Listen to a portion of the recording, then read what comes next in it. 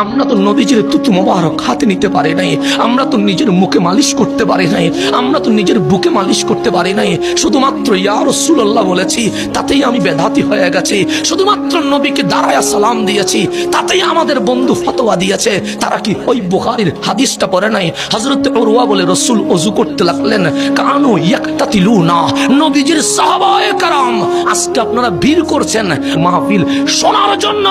আর মদিনার মানুষ মাহফিল শুনতে যায় নাই, মদিনার মানুষ নবীর কুলির পানি নিতে গিয়েছে। আপনি কোথায় যাবেন বন্ধু? সাহাবায়ে কেরাম ইয়াকতাতিলুনা, নবীর ওযুর পানি নেওয়ার জন্য প্রতিযোগিতা করছে। আমি কুলি করলে কে নেবে, কিন্তু রাসূল কুলি করছে। সাহাবায়ে কেরাম বলেন, নবী রে, আপনারে পেয়ে আমরা ধন্য হয়েছি, আমরা আপনার কুলির পানি নিব। আমার নবী নাকে পানি দিলেন, সাহাবায়ে কেরাম নাকের পানিগুলো নিয়ে নিলেন। আমার নবী কদম মোবারক দ্রুত করলেন, সাহাবায়ে কেরাম নিয়ে নিলেন। হযরত উরওয়া বলছে, যারা সামনে ছিল ওরা নবীর ওযুর পানি মুখে বুকে পিঠে লাগাইলো, কিন্তু যারা দূরে ছিল ওরা তো পায় নাই। তো ওরা যারা পায় নাই ওদের কি হয়েছে? যে যারা পায় নাই ওরা সামনের দিকে এসে যারা পেয়েছে তাদের পিঠে মুখে বুকে চুমু দিয়া বলে, তুমি তো ধন্য হয়েছ, নবীর ওযুর পানি পেয়েছ।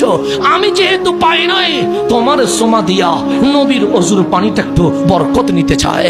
সাহাবায়ে কেরাম আমাদেরকে নবীর তাজিম শিখিয়ে দিয়ে গেছে।